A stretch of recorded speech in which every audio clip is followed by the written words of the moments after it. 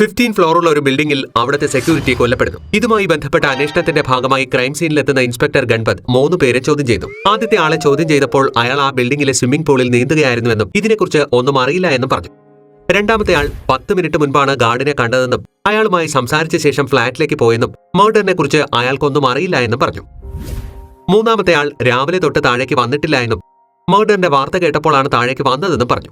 3 പേരുടെയും മറുപടി കേട്ട ശേഷം ഗൺപത് ആലോചിച്ചു, ആരായിരിക്കും കള്ളം പറയുന്നതെന്ന്. എന്താ നിങ്ങൾക്ക് മനസ്സിലായ ലോജിക്കൽ ആർമി?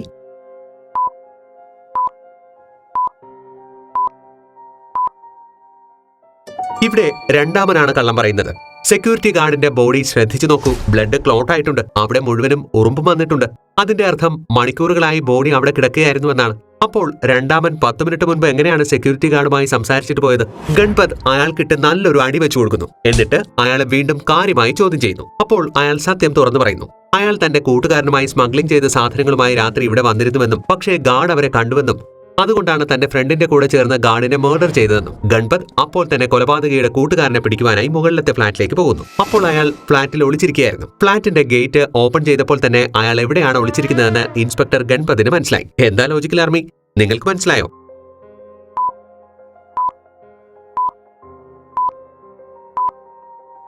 റൂമിന്റെ ഉള്ളിൽ വലതുവശത്ത് ലൈറ്റ് കത്തിക്കിടക്കുന്നുണ്ട്. നേരെ ഇടതുവശത്ത് ഒരു റോഡിന്റെ നിഴലും കാണാം. അതിന്റെ അർത്ഥം കൊലപാതകയുടെ കൂട്ടുകാരൻ വാതിലിന് പിന്നിൽ റോഡുമായി ആക്രമിക്കുവാൻ പതിയിരിക്കുകയാണെന്നാണ്. ഇൻസ്പെക്ടർ അകത്തേക്ക് കാലെടുത്ത് വെച്ചപ്പോൾ തന്നെ പിന്നിലോട്ട് മാറി. അറ്റാക്ക് ചെയ്യുവാനുള്ള വെപ്രാളത്തിൽ മുന്നോട്ടാഞ്ഞ കൊലപാതകയുടെ കൂട്ടുകാരൻ അടിതെറ്റി നിലത്ത് വീണു. ഗൺപത് ഗൺ പോയിന്റിൽ തന്നെ അയാളെ അറസ്റ്റ് ചെയ്തു. നമുക്ക് അടുത്ത റെഡിലേക്ക് പോകാം. പോലീസ് ഒരു വലിയ കള്ളനെ പിന്തുടരുകയായിരുന്നു. അവന്റെ ഫോട്ടോ എടുക്കുവാൻ പോലീസ് ട്രൈ ചെയ്തു. ക്രിമിനൽ റെക്കോർഡ്സിൽ അപ്ഡേറ്റ് ചെയ്യുന്നതിനാണ് അത് ചെയ്തത്. പക്ഷേ ഓട്ടത്തിനിടയിൽ ഇൻസ്പെക്ടർ വീണുപോകുന്നു. വീഴ്ചയിൽ ഫോട്ടോ എടുത്തപ്പോൾ കള്ളന്റെ മുഖം പതിഞ്ഞില്ല, അയാളുടെ കാലുകളാണ് പതിഞ്ഞത്. ഇൻസ്പെക്ടർ എഴുന്നേറ്റ് വീണ്ടും കള്ളന്റെ പുറകെ ഓടുവാൻ തുടങ്ങി. യാദൃച്ഛികമായി അതേസമയം തൊട്ടടുത്തുള്ള കടയിൽ മെഹുൽ ജ്യൂസ് കുടിച്ചുകൊണ്ട് നിൽക്കുകയായിരുന്നു. മെഹുൽ സ്ലൈഡ് ചെയ്ത് കള്ളന്റെ കാലിൽ കിക്ക് ചെയ്ത് തള്ളിയിട്ട് അവനെ പിടികൂടുന്നു. ഇൻസ്പെക്ടർ, ഇവനല്ലേ കള്ളൻ? അപ്പോൾ പോലീസ് ഓഫീസർ കള്ളനെ കുറിച്ച് പറയുന്നു. കള്ളന്റെ ലേറ്റസ്റ്റ് ഫോട്ടോയും കാണിച്ചു കൊടുക്കുന്നു. പക്ഷേ ഫോട്ടോയിൽ കള്ളന്റെ മുഖമില്ല, പകരം അയാളുടെ കാലുകളാണ് പതിഞ്ഞിരിക്കുന്നത്. ഫോട്ടോ കണ്ടപ്പോൾ മെഹുലിന് സംശയമായി. അയ്യോ, ഇയാൾ കള്ളനല്ലല്ലോ. എന്താ ലോജിക്കൽ ആർമി? മെഹുലിന് എന്തുകൊണ്ടാണ് സംശയം തോന്നിയത്? ചിന്തിക്കൂ.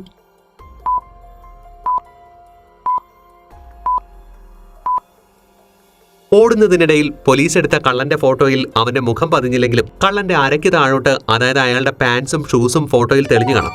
ഈ 2 പടങ്ങളിലെയും ഷൂസ് വ്യത്യസ്തമാണ്. ഓടിക്കൊണ്ടിരിക്കുമ്പോൾ ഷൂസ് എങ്ങനെയാണ് മാറുന്നത്? അതായത് ഇവിടെ എന്തോ പ്രശ്നമുണ്ട്.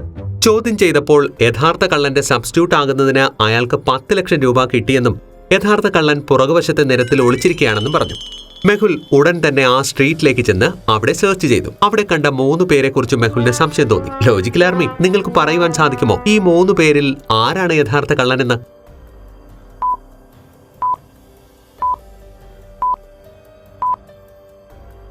ഇവർ 3 പേരിൽ രണ്ടാമത്തെ ആളിനെ ഒന്ന് സൂക്ഷിച്ചു നോക്കൂ. അയാളുടെ ഷൂസും പാൻസും നോക്കൂ. ഫോട്ടോയിൽ കാണുന്ന കള്ളന്റെ അതേ പാൻസും ഷൂസും അല്ലേ അത്? അയാൾ പോലീസിനെ കൺഫ്യൂസ് ചെയ്ത് പിടിക്കപ്പെടുന്നതിൽ നിന്നും രക്ഷപ്പെടുവാനായി ടീഷർട്ട് മാറ്റിയിട്ട് നിൽക്കുകയാണ്. പക്ഷേ മെഹുൽ സൂപ്പർ ഡിറ്റക്റ്റീവ് അല്ലേ? അയാൾക്ക് കള്ളനെ മനസ്സിലാവുകയും അവനെ പിടികൂടുകയും ചെയ്തു. Detective Mehul rocks. നമുക്ക് അടുത്ത റെഡിലേക്ക് പോകാം. ആലിയയുടെ ഒരു അയൽവാസി ന്യൂ ഇയർ ആഘോഷിക്കുന്നതിനായി കാശ്മീരിലേക്ക് പോകുന്നു. അയാൾ തിരിച്ചു വന്നതിന് ശേഷം കാശ്മീരിൽ അയാൾ എടുത്ത ഒരു ഫോട്ടോ ആലിയെ കാണിക്കുന്നു. എന്നാൽ ഫോട്ടോ കണ്ടപ്പോഴേ തന്റെ അയൽവാസി തന്നെ പറ്റിക്കുകയാണെന്ന് ആലിയയ്ക്ക് മനസ്സിലായി. എന്താ ലോജിക്കൽ ആർമി? ആലിയയ്ക്ക് എന്താണ് അങ്ങനെ തോന്നിയത്? ചിന്തിക്കൂ.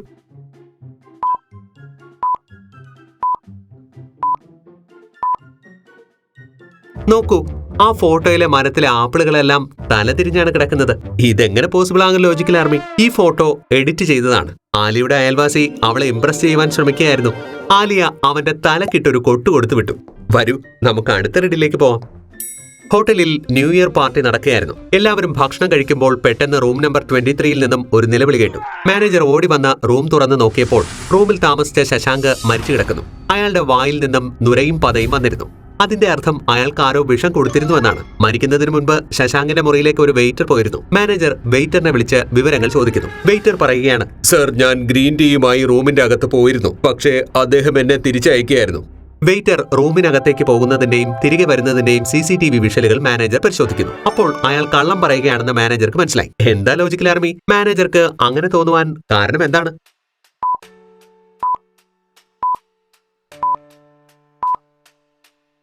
ശ്രദ്ധിച്ചു നോക്കൂ. റൂമിലേക്ക് കയറുമ്പോൾ വെയിറ്ററിന്റെ കയ്യിലിരുന്ന ഗ്ലാസ്സിൽ കുറച്ച് ഗ്രീൻ ടീ ആണ് ഉണ്ടായിരുന്നത്. എന്നാൽ ഇതിൽ അല്പം കൂടിയിട്ടുണ്ട്. നിറത്തിനും വ്യത്യാസമുണ്ട്. ഇതിൽ പോയിസൺ ഉണ്ടായിരുന്നിരിക്കാം. ശശാങ്ക് ഗ്രീൻ ടീ കുടിച്ചു കാണും. അതിനുശേഷം അറിയാതിരിക്കുവാൻ വെയിറ്റർ ഫ്ലാസ്കിൽ നിന്നും കുറച്ച് ഗ്രീൻ ടീ ഗ്ലാസ്സിലേക്ക് തിരികെ ഒഴിച്ചും കാണും. പക്ഷേ ഇവിടെ വെയിറ്റർക്ക് ചെറിയൊരു അബദ്ധം പറ്റി. ഒഴിച്ചത് ശകലം കൂടിപ്പോയി. കളറും കുറച്ച് മാറിപ്പോയി. മാനേജർ അവനെ കൈയോടെ പിടികൂടുന്നു. നമുക്ക് അടുത്ത റെഡിലേക്ക് പോവാം. മുംബൈയിൽ ന്യൂ ഇയർ പാർട്ടി നടക്കുകയായിരുന്നു. പൊടുന്നനെ ഒരു കള്ളൻ ഒരാളുടെ മൊബൈൽ മോഷ്ടിച്ചുകൊണ്ട് അവിടെ നിന്നും കടന്നു കളഞ്ഞു. കള്ളനെ പിന്തുടർന്ന പോലീസ് ഒരു കോളനിയിൽ എത്തിച്ചേരുന്നു. അവിടെ കണ്ട 3 വീടുകളെ കുറിച്ച് പോലീസിന് സംശയമുണ്ടായി. പോലീസ് സംശയമുള്ള ഓരോ വീടുകളും പരിശോധിക്കുന്നു. ആദ്യത്തെ ആൾ പറഞ്ഞു, ഞാൻ രാവിലെ മുതൽ എങ്ങും പോയിട്ടില്ല സർ. ഞാൻ ഈ വീട്ടിലിരുന്ന് TV കണ്ടുകൊണ്ടിരിക്കുകയായിരുന്നു. രണ്ടാമത്തെ ആൾ പറഞ്ഞു, ഞാൻ 2 മണിക്കൂർ മുമ്പാ വീട്ടിലേക്ക് വന്നത്. ഇപ്പോൾ എന്റെ കുടുംബത്തോടൊപ്പം ന്യൂ ഇയർ പാർട്ടി ആഘോഷിക്കുക. മൂന്നാമത്തെ ആൾ പറഞ്ഞു, ഞാൻ ഒറ്റയ്ക്ക് വീട്ടിൽ തന്നെ ഇരിക്കുകയായിരുന്നു. എനിക്ക് പാർട്ടിക്ക് പോകുന്നതൊന്നും ഇഷ്ടമല്ല. പോലീസ് 3 സസ്പെക്ടുകളുടെയും വീട് സൂക്ഷ്മതയോടെ നിരീക്ഷിക്കുകയും ആരാണ് കള്ളം പറയുന്നതെന്ന് കണ്ടുപിടിക്കുകയും ചെയ്തു. എന്താ, നിങ്ങൾക്ക് മനസ്സിലായോ?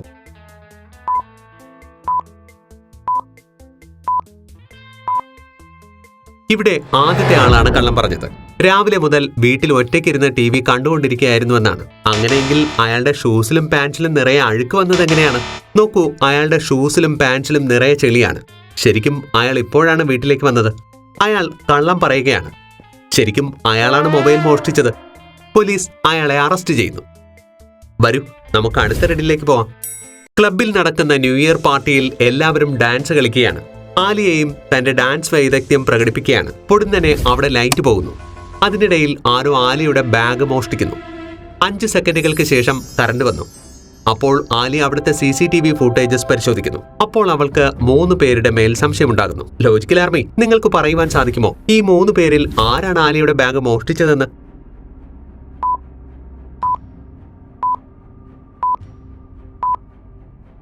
ആദ്യത്തെ ആളിനെ ഒന്ന് ശ്രദ്ധിച്ചു നോക്കൂ. ലൈറ്റ് പോകുന്നതിന് മുൻപ് അയാളുടെ ജാക്കറ്റ് തുറന്നിട്ടിരിക്കുകയായിരുന്നു.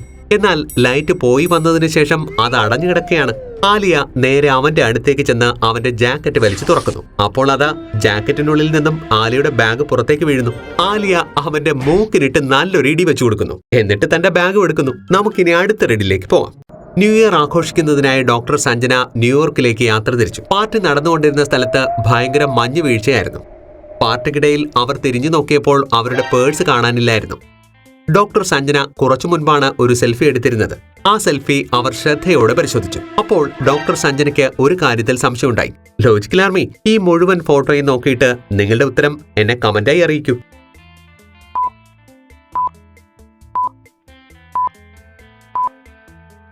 ഡോക്ടർ സഞ്ജന അവിടെ ഇരിക്കുമ്പോൾ പുറകിലെല്ലാം നല്ല ക്ലീൻ ആയിരുന്നു. എന്നാൽ കുറച്ചു കഴിഞ്ഞു നോക്കിയപ്പോൾ അവിടെ ഒരു മഞ്ഞ കൂന ഇരിക്കുന്നു. ഇതെങ്ങനെയാണ് അവിടെ ഒരു കൂന വന്നത്? സഞ്ജന അത് മാറ്റി നോക്കി. അതാ തന്റെ പേഴ്സ് അവിടെ ഇരിക്കുന്നു. നമുക്ക് അടുത്ത റെഡിലേക്ക് പോവാം. ലൂസിക്ക് ക്രിസ്മസിന് ഇഷ്ടം പോലെ സമ്മാനങ്ങൾ കിട്ടി.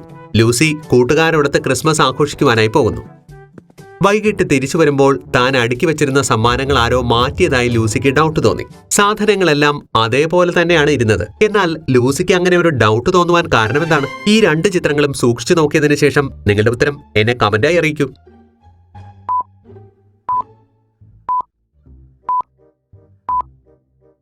പച്ച റാപ്പ് ചെയ്ത ഗിഫ്റ്റ് സൂക്ഷിച്ചു നോക്കൂ. ആദ്യത്തെ ചിത്രത്തിൽ ഡബിൾ നോട്ടിട്ടാണ് ഗിഫ്റ്റ് കെട്ടിയിരുന്നത്. എന്നാൽ രണ്ടാമത്തെ ചിത്രത്തിൽ സിംഗിൾ നോട്ടാണ് ഇട്ടിരിക്കുന്നത്. ലൂസി തന്റെ അനുജനോട് ഇതിനെക്കുറിച്ച് ചോദിച്ചു. അപ്പോഴാണ് അവൻ പറയുന്നത് അവൻ ഗിഫ്റ്റ് റീപ്ലേസ് ചെയ്തുവെന്ന്. ലൂസിയുടെ അനുജൻ സ്മാർട്ട് ആണെങ്കിൽ ലൂസി ഡബിൾ സ്മാർട്ടാണ്. വരൂ, നമുക്ക് അടുത്ത റെഡിലേക്ക് പോകാം. ഒരു നോൺ സ്റ്റോപ്പ് ട്രെയിൻ കാട്ടിനുള്ളിലൂടെ സഞ്ചരിക്കുകയായിരുന്നു. അപ്പോൾ ഗാങ്സ്റ്റർ ഷേര ട്രെയിനിന്റെ ചെയിൻ വലിച്ച് ചാടി രക്ഷപ്പെട്ടു. പോലീസ് ബോഗിയിലെത്തി സംശയിക്കുന്ന 3 പേരെ ചോദ്യം ചെയ്യുന്നു. ആദ്യത്തെ ആൾ പറയുന്നു, ഞാൻ കമ്പിളി പുതച്ചു സുഖമായി കിടന്നുറങ്ങുകയായിരുന്നു. ഞാൻ ഷേരയെ കണ്ടിട്ടില്ല. രണ്ടാമത്തെ ആൾ പറഞ്ഞു, ഞാൻ ആ സമയത്ത് ബാത്റൂമിലായിരുന്നു. തിരികെ വന്നപ്പോ ഷേര രക്ഷപ്പെട്ടു കഴിഞ്ഞിരുന്നു.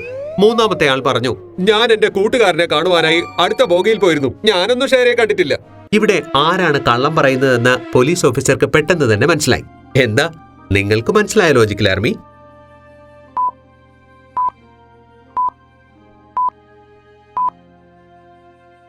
ട്രെയിനിൽ നിൽക്കാൻ പോലും സ്ഥലമില്ലാതിരുന്ന ആ സമയത്ത് ആദ്യത്തെ ആൾ കമ്പിളി പതച്ച് എങ്ങനെയാണ് ഉറങ്ങാൻ കിടക്കുന്നത്? അതായത് അയാൾ കള്ളം പറയുകയാണ്. അയാൾ ഷേരയുടെ ആളാണ്. പോലീസ് അയാളെ പിടികൂടുന്നു. വരൂ, നമുക്ക് അടുത്ത റെഡിലേക്ക് പോകാം.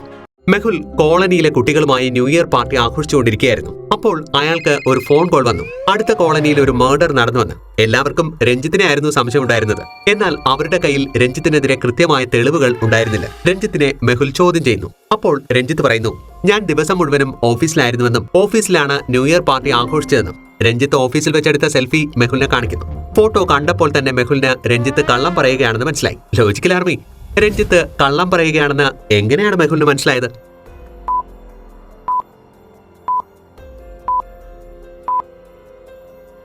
രഞ്ജിത്ത് എടുത്ത സെൽഫിയിൽ ടേബിളിൽ ഒരു കലണ്ടർ വെച്ചിരിക്കുന്നതായി കാണാം. ആ കലണ്ടറിൽ 2024 ജനുവരി 1 ഞായറാഴ്ചയായിട്ടാണ് കാണിക്കുന്നത്. എന്നാൽ 2024 ജാനുവരി 1 തിങ്കളാഴ്ചയാണ്. 2023 ജാനുവരി 1 ഞായറാഴ്ച. അതായത് കലണ്ടറിന്റെ വർഷം രഞ്ജിത്ത് എഡിറ്റ് ചെയ്താണ് ഫോട്ടോയിൽ വെച്ചിരിക്കുന്നത്. പക്ഷേ ഡേറ്റ് എഡിറ്റ് ചെയ്യുവാൻ മറന്നുപോയി. അങ്ങനെ അവൻ പിടിക്കപ്പെട്ടു. വരൂ, നമുക്ക് അടുത്ത റെഡിലേക്ക് പോകാം. ഈ 3 പെൺകുട്ടികളെയും ശ്രദ്ധിച്ചു നോക്കൂ. എന്നിട്ട് ആർക്കാണ് 4 ടാറ്റു ഉള്ളതെന്ന് കണ്ടുപിടിക്കൂ. നിങ്ങളുടെ ഉത്തരം കമന്റായി എന്നെ അറിയിക്കണം. ഇത്തരം ഇൻട്രസ്റ്റിംഗ് റീഡിൽസിനായി ഈ ചാനൽ സബ്സ്ക്രൈബ് ചെയ്യൂ.